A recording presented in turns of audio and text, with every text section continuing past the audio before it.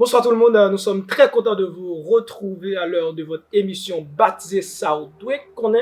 Saoudoué Koné, c'est une émission socio-culturelle qui se passe tous les dimanches soirs à partir de 8h pour 9h. Ce soir, nous avons l'honneur de recevoir notre cher professeur.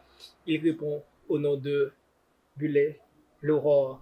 Donc, il est là pour nous mettre dans le bonheur. Donc, nous allons chiarder sur un fameux sujet ayant pour titre Douter, est-ce renoncer à la vérité? Douter, est-ce renoncer à la vérité? C'est un sujet qui est à la fois philosophique, social et religieux. Mais pour ce soir, et ce qui est intéressant, nous allons surtout faire le point sur le point dans le domaine social et philosophique. Donc, il est déjà là. Eh bien, le prince salut. Bonsoir, prof Laurent Buller. Bonjour, bonsoir tout le monde. Dépendamment de qui vous regardez vidéo, regardez le téléphone ou pesez subscribe. Là, vous fini, pesez petite cloche là. C'est de façon ça, oui, vous capable d'aider nous à aller avec travail là, plus loin. Comme sur l'émission Saoudoué Koné. Saoudoué Koné, sur l'émission capable de nous exactement Saoudoué Koné. Des bagages où t'es qu'à connaître ignoré, comme ça tout. Des bagages où pas de connaître, mais nous-mêmes nous cherchons professionnel dans le domaine pour nous venir exactement Saoudoué Koné. Prenons la caille, on va regarder l'émission ça, pas oublier, on va suivre.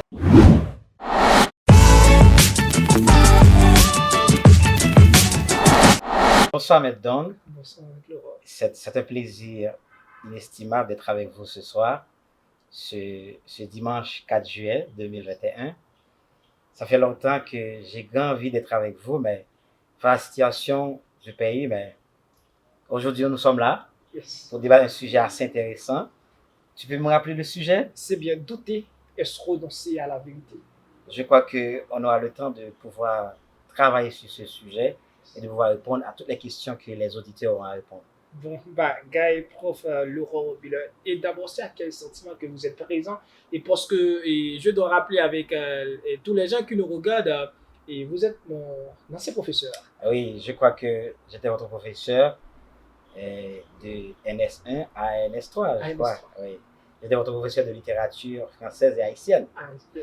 Et je disais toujours, c'était un plaisir pour moi d'être toujours un participant, un invité à votre émission parce que c'était pour moi un plaisir de voir comment votre progéniture vise quelque chose de positif. Ça me plaît énormément d'être avec vous ce soir. Et c'est super. Donc, est-ce que vous avez quelqu'un à saluer? Bon, je dois d'abord saluer ma femme, Marie-Nicole Desralus.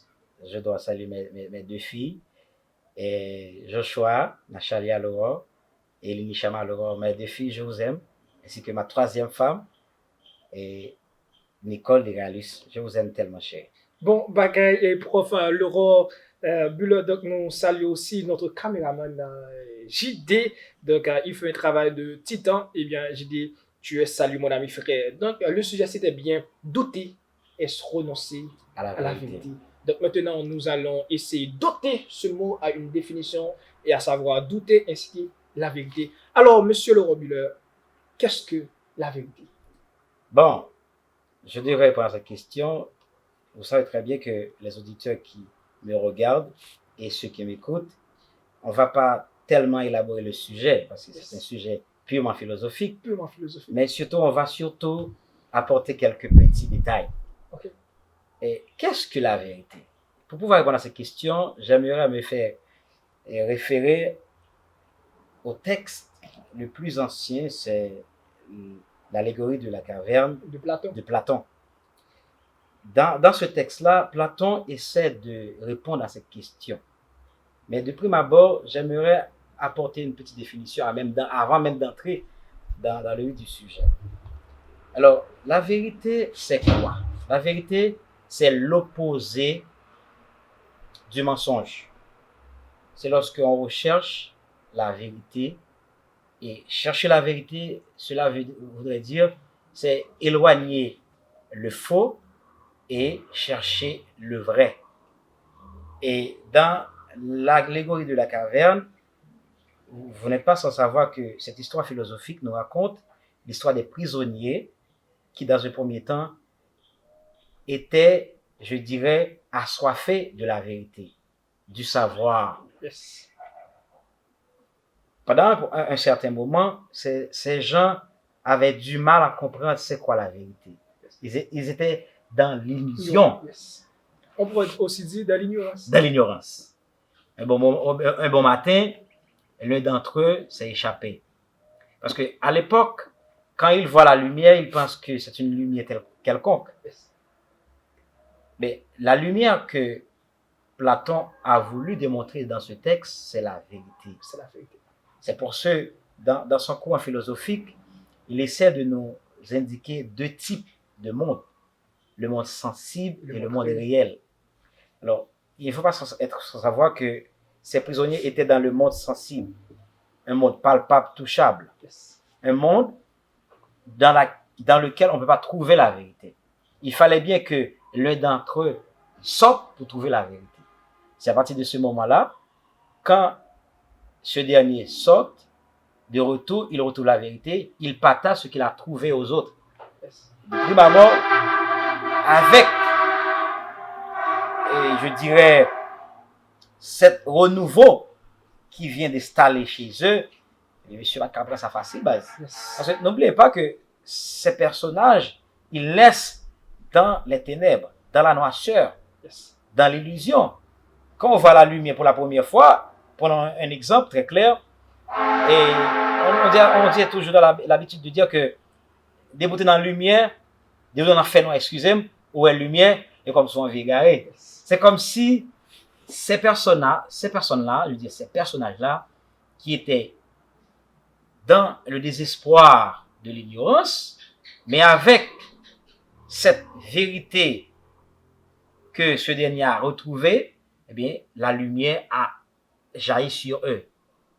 Ils ont trouvé une voie, la vraie voie, qui est la vérité, qui est le monde réel que peut définir Platon. Bravo. Alors, ces gens-là, ils n'ont pas voulu accepter cette vérité-là. C'est ça. Maintenant, c'est pourquoi je vais vous poser cette question. Mhm. Pourquoi est-ce primordial de douter?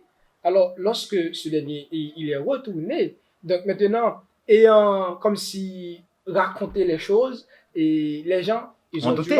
Ils ont douté. Ils ont du mal à accepter ça. Bravo. Parce que, Maintenant, c'est pourquoi douter? C'est pourquoi douter?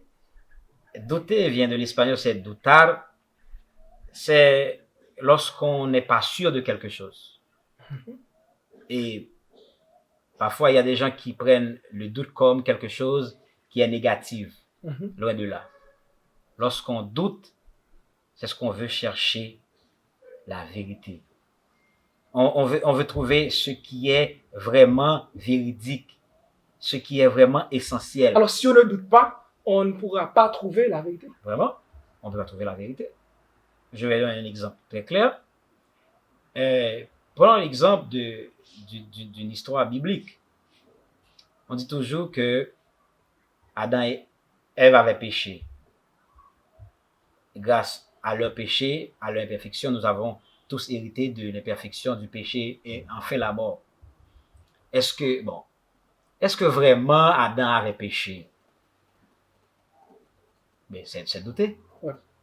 Eh bien, en lisant les Écritures, vous allez découvrir que ces deux personnes ont péché et à cause de leur péché, ils ont détourné leur regard de Dieu et après avoir détourné le regard de Dieu, eh bien, ils ont connu tous les maux. La mort, la misère. Et c'est ce que nous vivons actuellement. Je vais prendre d'autres exemples, mais on n'aura pas vraiment assez de temps. Je crois que dans une prochaine invitation, on pourrait le faire. Alors c'est important de douter. Le fait de douter, cela ne veut pas dire qu'on n'a pas confiance vraiment dans la vérité. C'est ça. Donc, il y a des chrétiens, et lorsque des personnes mettent en évidence l'existence de Dieu, et ils disent que, alors, ce sont des athées. Non. Mais lorsqu'on était petit, on nous a parlé de Dieu. Maintenant, étant devenu grand, il faut essayer de remettre en question. Il faut faire ce qu'on aurait pu appeler une remise en question. C'est ça. Ce Dieu dont on a parlé existe-t-il vraiment? Il faut poser des questions. Il faut poser des questions. Et lorsqu'on pose des questions, c'est se douter. C'est se douter. Et lorsqu'on doute, on cherche la vérité. On cherche la vérité. On cherche la vérité. C'est super. Et je vais ajouter quelque chose. Douter, je disais tout à l'heure, c'est positif. En quoi c'est positif? Vous avez pris un exemple chrétien et biblique religieux, c'est important. Je vais ajouter un autre exemple. face à la situation dans laquelle nous vivons actuellement, parfois on a tendance à douter. Yes. Est-ce que Dieu existe? Yes. Pourquoi Dieu permet-il à ce que les gens souffrent? Nous doutons. Mais Dieu permet ça parce que, dans un premier temps, il ne faut pas être sans savoir que Satan, le diable, alors il faut savoir que le sujet a un caractère religieux. Yes. Que Satan, le diable, a voulu bafouer la souveraineté de Dieu. Il veut montrer aux gens, aux humains, que c'est lui qui est le vrai dirigeant, Yeah. le vrai gouverneur. Mais Dieu a laissé le temps à Satan de diriger. Satan a laissé à fonder, à instituer plusieurs formes de gouvernement. Il a échoué. Vous l'acceptez que c'est Satan qui dirige le monde en ce Dirige le moment. monde. Vous qui nous regardez en ce moment. En ce moment, Donc, je vais vous dire que c'est Satan qui dirige le monde. C'est biblique aussi. Oui, c'est biblique. Parce que les situations qui, je dirais, se réalisent sous nos yeux, les tueries, les massacres, ce ne sont pas des choses de Dieu. Et cela ne veut pas dire aussi que Dieu n'existe pas. Il n'existe pas. Vous voyez? Mais, quand vous lisez la Bible, il y a un passage qui dit, je vais vous le relater, le monde est sous le joug du diable, du méchant. Et je ne vais pas même trop détailler. Quand on dit le diable, on voit la méchanceté, le mal. Et le mal incarne le monde. Mais nous doutons. Pourquoi ce Dieu existe et il y a tant de mal, tant de maux, tant de souffrance, tant de misère? Eh bien, Dieu existe quand même. Ouais, et c'est exactement ça qui a poussé Voltaire à écrire Le désastre de Lisbonne. Très bien. Donc, Le désastre de Lisbonne, donc, c'est un texte de Voltaire Très bien. dans lequel il met en évidence l'existence De Dieu. Donc, si Dieu existe, pourquoi ça? Mais cela ne veut pas dire que se douter, c'est parce que Dieu n'existe pas. Il existe. Bravo, nous allons observer le coup de pause, M. Buller-Laurent. Donc, c'est super. Donc, nous croyons que... Et je salue encore une fois notre réalisateur. Il fait un travail super. Je te salue, mon cher. Et mes auditeurs aussi. Restez branchés. Nous nous retrouvons après. Bon bagaille, il faut le partager. Yon gros bonsoir pour tout fanatique inconditionnel ça ou tout connaît. Son plaisir pour nous retrouver ou pour nous porter un nouveau numéro dans la rubrique par là qui c'est Proverbe sans frontières.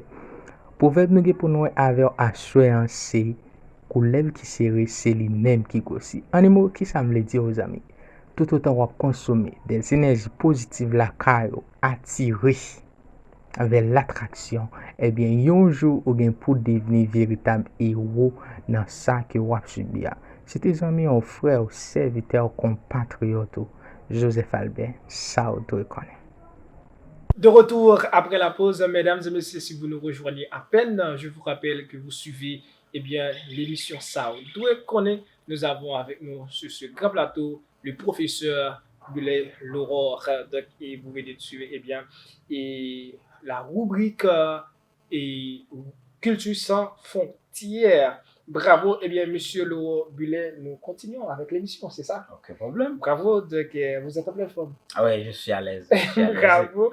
Donc maintenant, nous allons essayer de définir le scepticisme et le cartésien. Donc parler du tout, on ne peut pas parler de ça sans aborder le grand concept philosophique. Bravo, René Descartes. René Descartes. Très bien. Donc il a écrit un fameux ouvrage à savoir discours de la méthode. Initiation métaphysique. Métaphysique, bravo. Donc c'est quoi le scepticisme et le cartésien, monsieur Laurent Buller? Bon, je dirais que le scepticisme, c'est un courant philosophique prôné par et défini par Pyrrhon, un ancien philosophe, je dirais antique. Ce dernier définit le scepticisme comme une méthode philosophique qui doute, mais son doute n'est pas prolifique, est négative. On va voir que tout autour de cette émission, que le douter de Pyrrhon, c'est pas positif. Comment? Parce que douter, comme je disais tout à l'heure, c'est chercher ce qui est vrai, la vérité. Mais douter de Pyrrhon, c'est renier la vérité, c'est renoncer à la vérité. C'est dire que on peut pas avoir recours à la vérité. C'est pour ce, le grand Descartes, à travers son discours de la méthode et les médications et métaphysiques, il va donner une autre définition au doute. Il montre que le doute est positif. Et le Alors, doute, il prend Piron à contre-pied. oui, très bien, il frappe très fort Piron. Et pour commencer, Descartes commence à douter de tout. De tout. Il doute. Par exemple, on sait très bien que Descartes a reçu une éducation scolastique. Il était formé, mais quand il commence à grandir, il commence à se poser des questions. Est-ce que ce qu'on m'a appris, c'est vrai? Il doute. Mais tout au long de son doute, il a pu découvrir quelque chose. Il se doute que pour un Piron, c'est pas un bon doute, c'est pas un doute prolifique, c'est pas productif. Je devrais douter autrement. Et son doute méthodique a apporté un changement. C'est le travail de Descartes. De Descartes. Le catéchisme. À travers ce cours en philosophie, à travers et cette thèse, mais Descartes a prouvé que son doute est productif. Comment? Il ne fallait pas savoir qu'après la fameuse découverte de Copernic, il a montré que, très clairement, que douter vaut quelque chose. C'est pour ça que j'avais préparé quelque chose que je vais lire devant le public. Et je veux que vous preniez ça à cœur et que ça entre directement dans votre cerveau, dans votre mémoire. Je vais lire pour vous ce que j'avais préparé sur le doute positif de Descartes. Loin d'envisager le doute comme un renoncement définitif à la vérité, Descartes s'oppose ainsi au doute négatif des sceptiques de Piron, que l'on a appelé le doute méthodique. D'après lui, en effet, s'il faut au moins une fois en sa vie douter de tout, ce n'est pas pour ériger le doute en système, comme font les sceptiques, parce qu'ils pensent que le seul moyen d'établir la vérité inébranlable, c'est de laisser tomber. Descartes, lui, il croit dans l'évidence. Il croit que le doute peut être considéré comme vrai. Comment ça? Il faut pas savoir que Descartes, lui, quand il a commencé à douter, il a trouvé la signification méthodique du doute cartésien. Comment il a fait ça? Il a commencé à soumettre absolument tout au doute, comme je disais tout à l'heure, pour lui parce que ceci, c'est un procédé qui lui permet de trouver la vérité, le vrai. Et ça lui permet d'asseoir son connaissance sur un fondement solide. Ça, c'est le doute. C'est le doute de Descartes. Qui, contrairement avec de Piron. le doute de Piron. Autrement dit, le doute de Descartes apporte un renouveau au savoir, un changement au savoir. Il éclate en plein jour la vérité. C'est pour ça, le doute méthodique cartésien est le signe de la plus grande existence de la vérité. Et celle, en quelque sorte, qui ne s'est jamais au probable et du vraisemblable. En un mot, le doute cartésien s'organise pour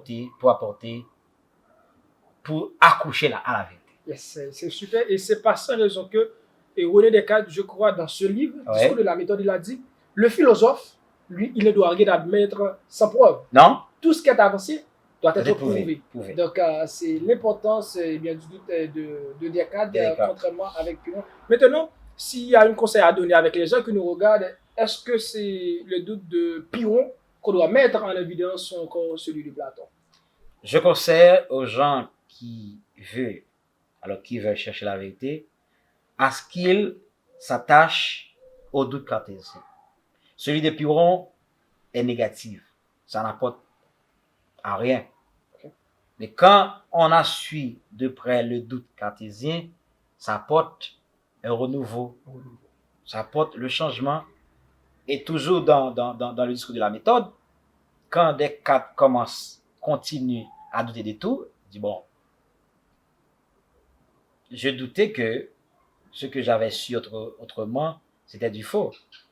Mais j'existe. Yes, si j'existe, c'est qu'il y a quelque chose qui me permet d'exister. C'est à travers ça qu'il a trouvé, je dirais, l'essence du parfait, en parlant du divin. Là, à travers son doute, il a pu découvrir l'existence divine. Ouais. C'est super. C'est super. C'est super. Et bravo. Alors, nous vous conseillons de mettre en évidence eh bien, le doute de Descartes. C'est super, pourtant ça va au style, parce que le doute de Pyrrhon, c'est pour plutôt les communs des mortels. Très bien. Communs des mortels. Donc, c'est douter pour douter. C'est douter pour douter. Ils n'ont pas le temps de réfléchir. Et vous savez déjà, et la réflexion, c'est pas la fin de tout le monde. Non. C'est la fin des grands. Non. Donc, et vous regardez la plus grande émission, c'est bien ça, on doit connaître. Donc maintenant, la dernière question, la toute dernière question que vous allez répondre, mon cher professeur Laurent Bullet, c'est bien, quel intérêt ce sujet a pour nous aujourd'hui? Je pense que ce sujet a un intérêt capital. Comment? Vous dites capital. Capital. Mais pourquoi, hein? Parce que si on ne doute pas, c'est comme si on prend tout comme vrai. Tout ce qui se passe autour de nous, on fait que les ramasser sans se poser de questions. C'est pour ça que j'encourage les jeunes intellectuels, les philosophes, les étudiants en philosophie. Et sur ce, je tiens à saluer mes collègues en 3e année à l'université Jean-François, c'est Ignace. Vous êtes tous salués. Oui, je vous salue.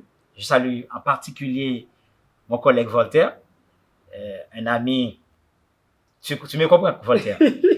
Je vous souhaite déjà bonne voie philosophique, intellectuelle, parce que vous suivez une bonne voie. Alors revenons sur ce que nous venons de dire tout à l'heure. Je dis capital. La vie courante, on ne doit pas le garder comme ça. Il faut douter. Par exemple, face à la situation dans laquelle on évolue, il faut douter. Pourquoi on tue les gens comme ça? Pourquoi il y a les gangs? Pourquoi la vie est chère? Pourquoi Haïti est dans tel état? Il faut se poser des questions. Je crois que dans une prochaine émission, on aura à répondre à toutes ces questions. Mais je vous encourage à douter. Et surtout, à douter de façon cartésienne. Et quand on doute de façon cartésienne, c'est rationnel. Et ça apporte du changement. Bon, bagaille, et merci, prof Laurent Bullet, d'avoir accepté de répondre à notre invitation, parce que vous avez répondu à 4 grandes questions. C'était bien, qu'est-ce que la vérité? Donc, pourquoi est-ce primordial de douter? Définir le scepticisme et le cartésiasme. Et la dernière question, c'était quel intérêt ce sujet a pour nous. Donc, vous avez dit que ça donne un intérêt capital. Bravo. Capital. Et prof Laurent et Bullet, nous avons fini avec cette émission. Donc, je ne sais pas si vous avez quelque chose à ajouter. Bon, j'ajoute quelque chose de précieux. Je suis ravi d'être avec vous ce soir, ce 4 juillet 2021. Et ça fait longtemps que j'avais cette invitation, mais je suis avec vous. Et on venait de passer un moment agréable. Et je crois que c'est la première fois. On aura d'autres émissions à faire encore. Et j'encourage nos internautes, nos téléspectateurs et nos fidèles qui écoutent toujours cette émission à ce que vous vous accrochiez. Parce que sans doute qu'on est, c'est sans doute qu'on est son bagage normal. Son bagage normal. Et le plaisir, c'était aussi pour moi, prof Laurent, parce que vous étiez mon professeur. Donc, et c'était pour moi un grand plaisir. Merci de tout cœur d'être venu. Au revoir, M. Bullet. À la prochaine. Alors, nous sommes arrivés au terminus de cette émission. Merci pour votre temps. Donc, on ne peut pas aussi terminer cette émission sans saluer notre caméraman John Ralph, Henry et tous nos super branchés. Au revoir, on se casse rendez-vous pour dimanche. Ça vous te connaît.